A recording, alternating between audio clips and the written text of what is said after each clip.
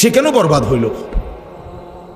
সে কেন আল্লাহর অবাধ্যতা করলো? আল্লাহ যার রব, মুহাম্মাদুর রাসূলুল্লাহ যার রাসূল, কোরআন যার কিতাব, ইসলাম যার ধর্ম। আমার বন্ধু, কি কারণে আমরা হেরে গেলাম? কি কারণ?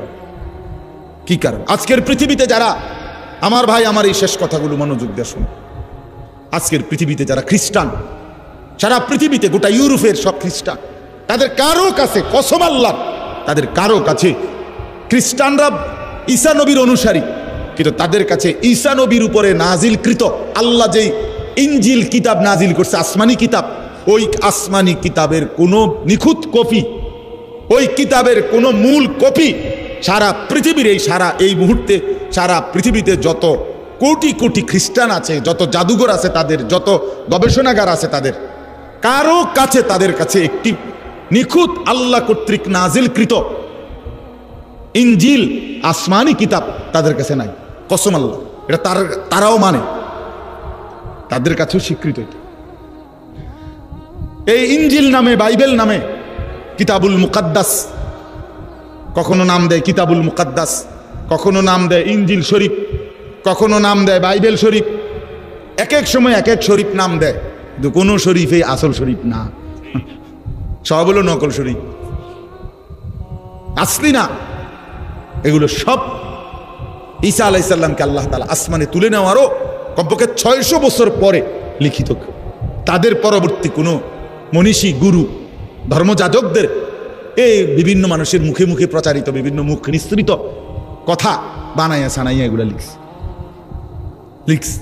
আজকের এই দিন পর্যন্ত খ্রিস্টানরা ঈসা আলাইহিস সালামের ব্যাপারে তাদের আকীদা পরিষ্কার করে বলতে পারে না।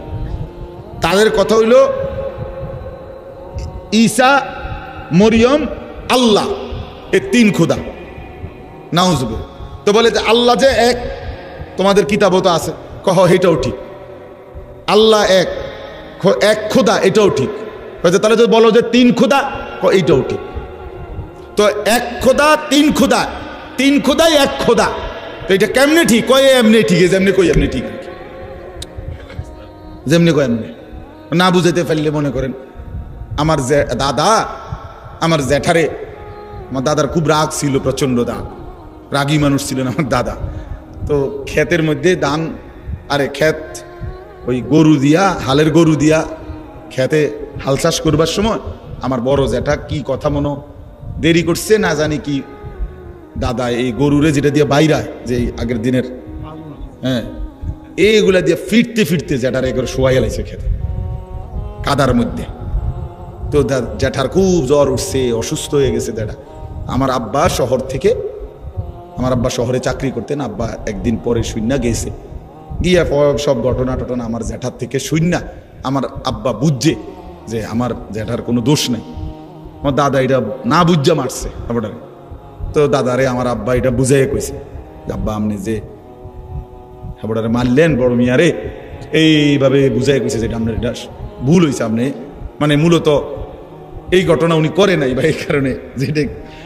তো দাদা বুঝছে কথাটা যে না, আসলে তারে অন্যায়ভাবে কি করছে, মার। তো আমার দাদা চুপ করে, একটু পরে আমার দাদা হঠাৎ আমার আব্বারে কইছে, তাহলে হয়তো দৌড় দিল না, বুঝেন নাই কথা? হ্যাঁ, দৌড় দিল না, এইটাই দোষ। হ্যাঁ হ্যাঁ, দোষ হলো কি, দৌড় দিল না, হে যদি নির্দোষ হইতো তো দৌড় দিত। এরা এত বেশি বানোয়াটি, খ্রিস্টানরা একেবারে গাঁজাখুরি কথাবার্তা, এদের বানোয়াটি কথা। আমাদের বাংলাদেশে এরা, এই উত্তরবঙ্গে, পার্বত্য চট্টগ্রামে আপনারা জানেন প্রতিদিন মুসলমানদেরকে খ্রিস্টান ধর্ম বানানোর ষড়যন্ত্র করছে। ষড়যন্ত্র না, বানাচ্ছে প্রতিদিন। আমাদের এই ছোট্ট বাংলাদেশে, ছোট্ট এই বাংলাদেশে, আমরা দিনাজপুর ছিলাম দাওয়াত ও তাবলীগের সফরে, 40 দিনে দেখছি একটি জেলার মধ্যে না হয়তো 50টা। ওই বাংলাদেশে মিয়া একটা জেলায় কমপক্ষে 50টা হবে গির্জা বাংলাদেশে, অথচ তাদের ধর্মের কোনো গভীরতা বলতে কিচ্ছু নাই। তাদের কাছে আসমানি কোনো নিখুঁত কিতাব নাই, ঈসা আলাইহিস সালামের শিক্ষা তাদের কাছে মোটেই নাই। ইহুদি আজকের পৃথিবীতে, পৃথিবীর গোটা পৃথিবীর বিষ ফোড়া গোটা পৃথিবীর যন্ত্রণার নাম কে? ইয়াহুদ, ইসরায়েল। এই কুত্তার মতো নিকৃষ্ট জানোয়ার পৃথিবীতে কেউ নেই। এই দাজ্জাল ফেরাউন নমরুদের চাইতো নিকৃষ্ট এই ইসরায়েলের এই বর্তমান প্রধানমন্ত্রী নেতানিয়াহু। এই বেঈমান ফেরাউনের চাইতে খারাপ।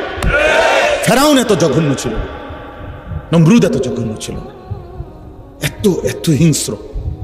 এই ইহুদিদের কাছে আসমানি কিতাবের কোনো শিক্ষাই নেই, শুধু উশৃঙ্খলা, বিশৃঙ্খলা, সন্ত্রাসী, অন্যায় জবরদখল, মানুষের রক্তে, মুসলমানের রক্তে জমির ভিজায় দেওয়া, এই তাদের জিন্দেগি। এই জিন্দেগি হিন্দু ধর্মের যতগুলো কিতাব একটিও আসমানি কিতাব না। এই মহাভারত, বেদ, পুরাণ, হ্যাঁ, এগুলো সব কিছু তাদের কারো না কারো লেখা, তাদের কারো না কোনো মানুষের লেখা। তাইলে হিন্দু ধর্মের ওয়ালাদের কাছেও আসমানি কোনো কিতাব নাই। খ্রিস্টানদের কাছে আসমানি কিতাব যেটা আল্লাহ নাজিল করছে সেটা নাই। খ্রিস্টান ধর্মের ইহুদিদের কাছে আল্লাহ যেটা নাজিল করছে মুসা নবীর উপরে, তাওরাত, ওইটা নাই, বিশ্বাস করেন না। এটা গাদ্জরের কথা না, বাস্তবতার কথা নাই আমার বন্ধু। তাহলে তাদের কারো কাছে আসমানি কিতাব নাই, আল্লাহর ওয়াহী নাই, নবীদের শিক্ষা নাই। এ কারণে তারা বিশৃঙ্খল হয়ে গেছে, এ কারণে তারা এলোমেলো হয়ে গেছে, এ কারণে তারা জাহান্নামের পথে চলে গেছে, এ কারণে তারা বরবাদির পথে চলে গেছে। কিন্তু আমার যুবক বন্ধু, তুমি নষ্ট হইলা কেন? আমার শুধু এই কথাটা বুঝায় কর, তুমি নষ্ট হইলা কেন? কোন জিনিসের অভাবে পড়া, কোন জিনিস না থাকার কারণে নওজোয়ান তুমি এক ওয়াক্ত নামাজ পড়ো?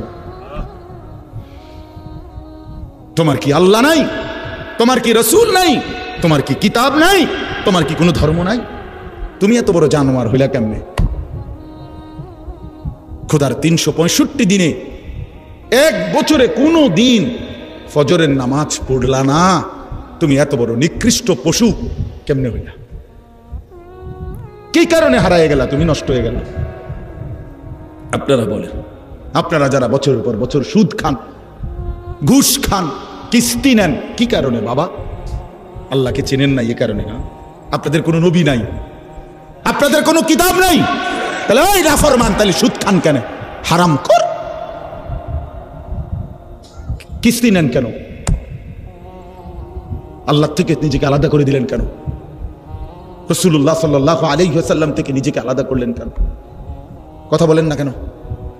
যাদের স্ত্রী বেপর্দা, যাদের মেয়ে বেপর্দা, যাদের নিজের জীবনে নবীজির একটা সুন্নতের অনুসরণ না, কোথায় দাড়ি, কোথায় মিসওয়াক, কোথায় দস্তরখান, কোথায় মাথায় টুপি, কোথায় রাসূলুল্লাহ সাল্লাল্লাহু আলাইহি সাল্লামের চুল মুবারক, কোথায় নবী সাল্লাল্লাহু আলাইহি ওয়াসাল্লামের মতো হাঁটা চলার অনুসরণ কোথায়? বাপ, টয়লেট বাথরুমের মধ্যে টয়লেট পেপার ব্যবহার করার প্রবণতা কোথায়? বাম পাও দিয়ে টয়লেটে ঢুকা, ডান পাও দিয়ে টয়লেট থেকে বের হওয়ার এ কথা মনে পড়ে কতবার? খাবার শুরুতে খাবার শেষে নবীজির সুন্নাত কি, এটা কেন মনে পড়ে না? ঘুমের শুরুতে ঘুমের শেষে রাসূলুল্লাহর তরিকা কি, এটা কেন মনে পড়ে না? বাপ, এই সব কিছুতে নবীজির বিরোধিতা। সেই আপনি ইনসাফের সাথে বলেন, আপনি কেমনে সুপারিশ পাবেন?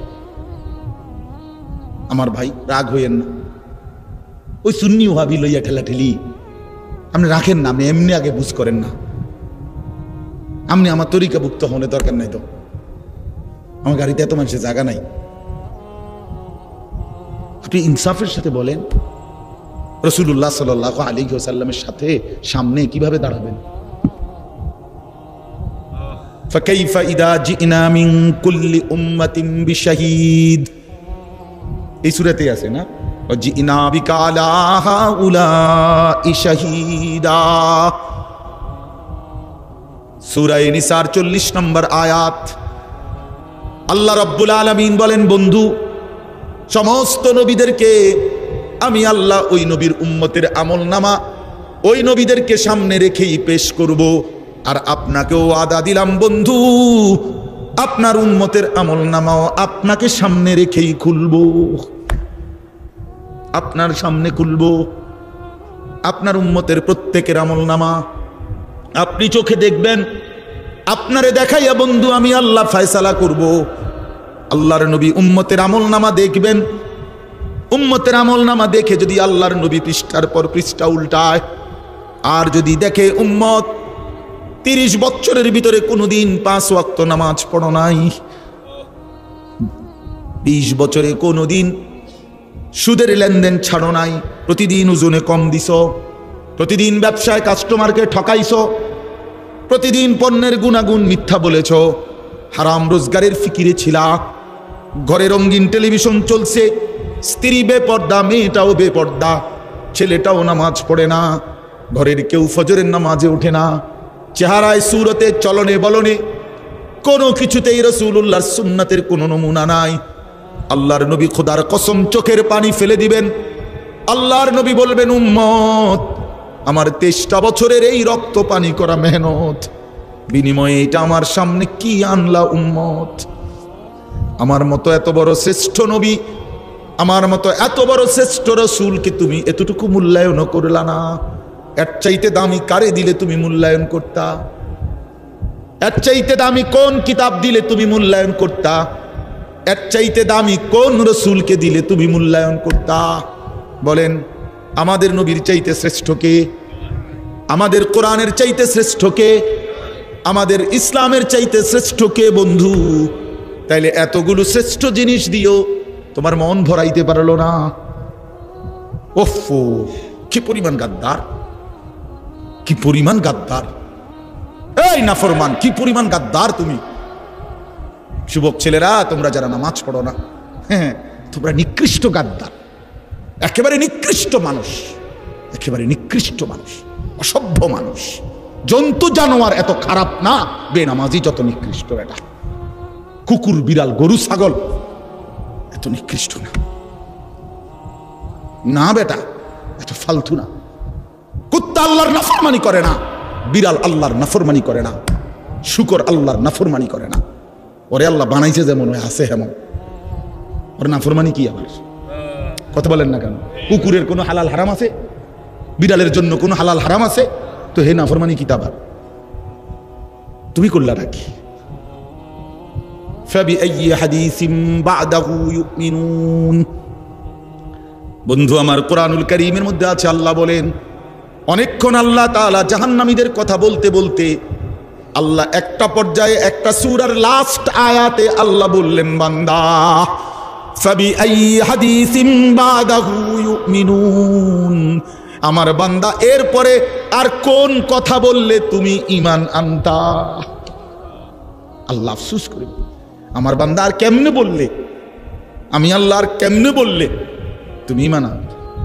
আমি আর কি দিলে ঈমান আনতা? আমি আল্লাহ তোমার এই সব কিছু দিলাম, আমি রসুল দিলাম, আমি কোরআন দিলাম, আমি ইসলাম দিলাম, বিনিময়ে আমি কিছুই পাইলাম না,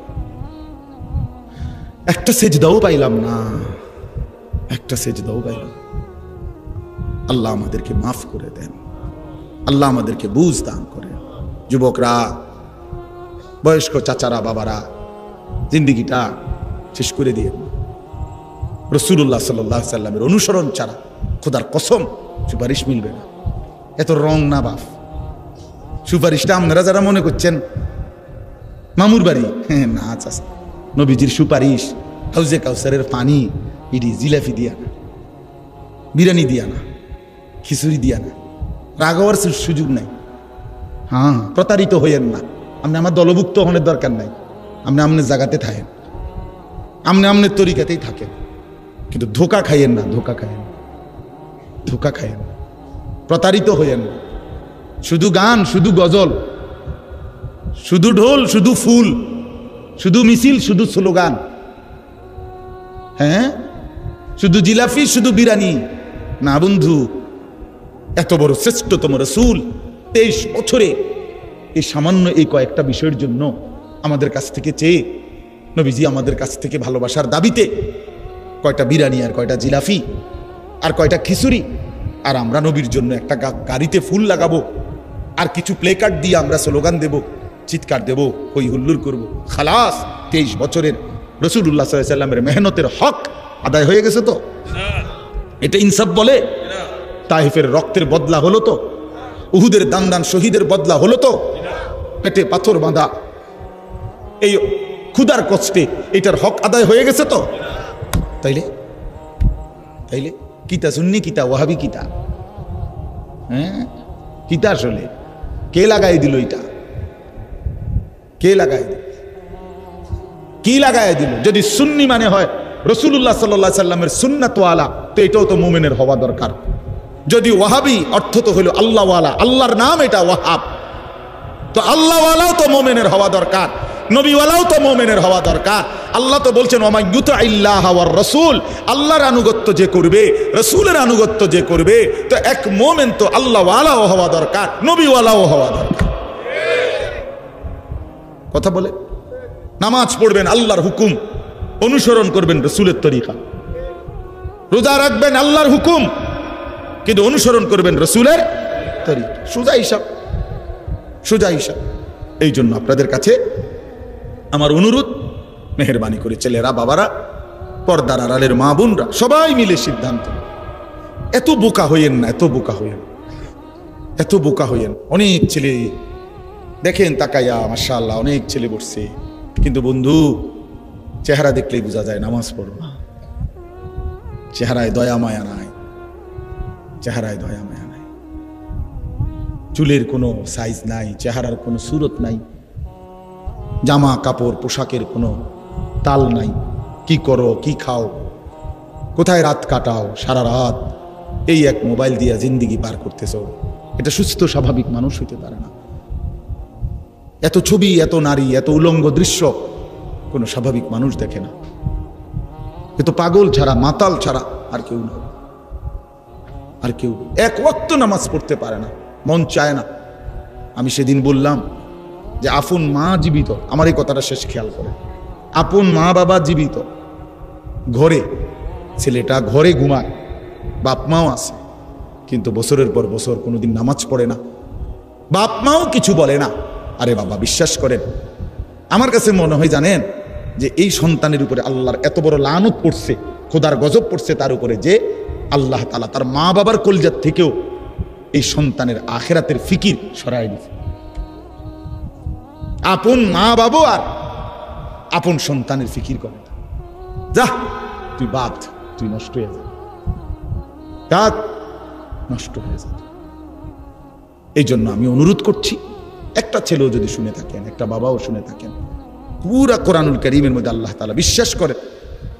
আবারও বলছি, নবীজির কথা বারবার আল্লাহ বলছে, ফাত্তাবিউনি, আমার নবীকে অনুসরণ করো, ইউহিব্বুকুমুল্লাহ, আমি ভালোবাসবো, ওয়াত্তাবিউহু লাআল্লাকুম তাহতাদুন, আল্লাহ বলেন আমার রাসূলের অনুসরণ করো, নিশ্চিত হেদায়েত পেয়ে যাও।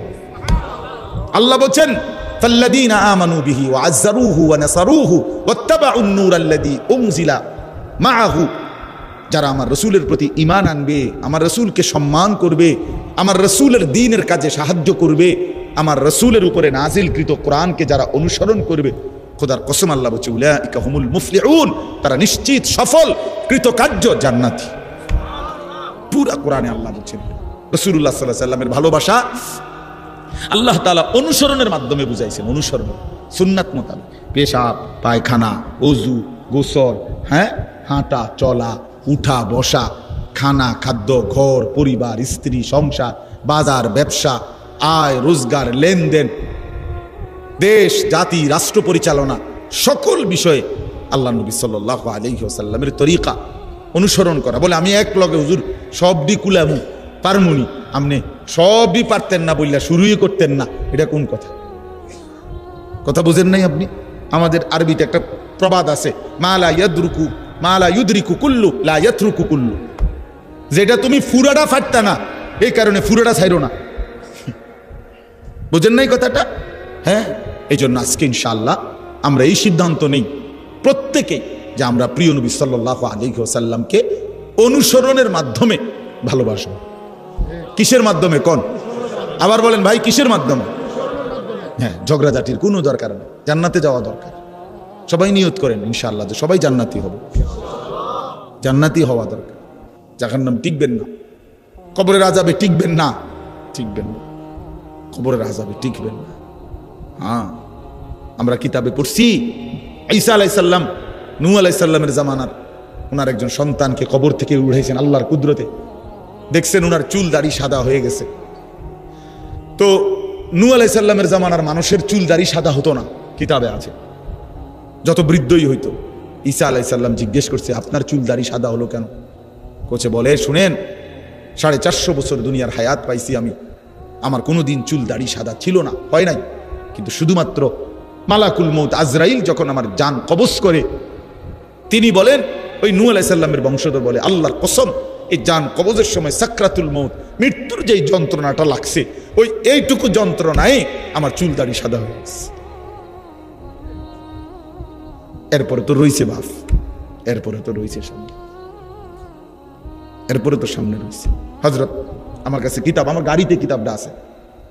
হযরত ইব্রাহিম আলাইহিস সালাম একদিন আজরাইলকে বলছে, আজরাইল, কোন নাফরমান পাপীর রুহু যে কবজ করো তুমি, তখন তোমার চেহারাটা কিরকম হয়, আকৃতিটা আমার এটা একটু দেখাও। হযরত ইব্রাহিম আলাইহিস সালামকে আজরাইল বলছে, আল্লাহর কসম, হে নবী, আপনি সহ্য করতে পারতেন না, আপনি এটা দেখতে চাইেন না। ইব্রাহিম আলাইহিস সালাম বললেন, না, আমার একটু হলেও দেখাও। তো আজরাইল এই বিভৎস আকৃতি, মানে নাফরমানের জান কবজ করার সময় উনার যে চেহারার আকৃতি হয়, এই চেহারাটা ধরে ইব্রাহিম আলাইহিস সালামকে দেখাইলেন।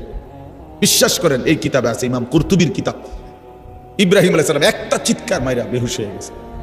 হুঁশ আসার পরে ইব্রাহিম আলাইহিস সালাম বললেন, আল্লাহর কসম, আয় আল্লাহ, মালিক আপনার কসম, কবরের আযাব, জাহান্নামের আযাব কোন নাফরমানের জন্য কিছুই লাগবে না, শুধু আজরাইলের এই ভয়ানক দৃশ্য জান কবজের সময় একবার দেখলেই তার সারা জিন্দেগীর নাফরমানির শাস্তির জন্য এটাই যথেষ্ট। বন্ধু আমার, কষ্ট হবে, ছেলেরা নষ্ট হইয়া শেষ পর্যন্ত কিন্তু খুব বেশি আগাইতে পারতাম না। এই জন্য আজকে যারা বসছে সবার কাছে অনুরোধ করি, আমরা আল্লাহ এবং রসুলের আনুগত্য, ইসলামের দিকে ফিরে আসা, এইটা আমাদের মধ্যে নিরাপত্তা, এটার মধ্যেই আমাদের মুক্তি, দুনিয়ার শান্তি, আখিরাতের শান্তি। আল্লাহ তাআলা আমাদেরকে তৌফিক দান করেন। আজকের এই মাহফিলটা আল্লাহ তাআলা কবুল করে নেন। যুবকদের এই যে মুহিউস সুন্নাহ শব্দের অর্থ কিন্তু সুন্নাতের জীবন দানকারী, অর্থাৎ সুন্নাতের অনুসরণকারী, সুন্নাতকে জীবন দানকারী, সুন্নাতকে বাস্তবায়নকারী। এই জন্য এই নাম, এটার কিন্তু অর্থ হলো এই যারা সুন্নাতকে অনুসরণ করে। এই জন্য শুধু নাম সর্বস্ব যেন না হয়। যেই যুবকরা আয়োজন করেছে, ভাই তোমাদের কাছে অনুরোধ, চেহারা, সুরত, চলন বলন সুন্দর করে, যারা দাড়ি রাখেন না, হিম্মত করে দাড়ি রাখেন, হিম্মত করেন, ইনশাআল্লাহ দাড়ি রাখবেন। দাড়ি না রাখা এটা কিন্তু অনেক বড় অপরাধ। অপরাধটা কি জানেন? অপরাধটা হলো যে ব্যক্তি দাড়ি কাটে নিয়মিত, আমার কাছে মনে হয় সে আল্লাহর সাথে বিদ্রোহ করে এবং আল্লাহকে বলে ডাইরেক্ট যে খোদা আপনি দিবেন আমি কাটব, আপনি দিবেন আমি কাটব, আপনি দিবেন আমি কাটব, আমি বেড়া হইলে আপনি খোদারে দেখাই দিব, আপনি দিতেন পারেন কতক্ষণ, আমি কাটতে পারি। তো আল্লাহও যেন বলে, বান্দা কাটতে থাকো, আসতে থাকো, কাটতে কাটতে একদিন তো আমার কবরে আইবা, তো তখন প্রথম রাতে, প্রথম ঘন্টায় টাঙ্গাইয়া যখন ফিটমু, তখন বুঝবা মাতবুরি ছুটাই দেবো তোমার প্রথম ঘন্টাতে, দেখ কবরের প্রথম ঘন্টা, হাত্তা তাখতালিফা আদলাহু। আল্লাহর নবী বলেন, কবর যখন প্রথম মিনিট নাফরমানকে কবরে একটা চাপ দিবে, তো ডান পাশের মাটি বাম দিকের মাটি ডান দিকে, মানে ডান পাঁজরের হাড্ডি ভাঙ্গা চুরা এই পাশে চলে যাবে, এই পাশের হাড্ডি ভাঙ্গা ওই পাশে চলে যাবে। 1 মিনিটে নাফরমান সোজা চুরচুর হয়ে যাবে। অহংকার করো না, মাতবুরি দেখাইও না, সবাইরে বললাম, কেউ বড়াই করেন না। যে নারী বেপর্দা তার বইলেন, তোমার এই রূপ যৌবন পোকা মাকড়ের ঘরে চলে যাবে কবরে। অসংখ্য সুন্দরী নারী এই পৃথিবীতে কবরের খোরাক, মাটির খোরাক হয়েছে। আল্লাহ তাআলা আমাদের সবাইকে তৌফিক দান করে। হিম্মত করলাম তো ইনশাআল্লাহ, 5 ওয়াক্ত নামাজ পড়বো তো ইনশাআল্লাহ, আল্লাহ তৌফিক দান করে।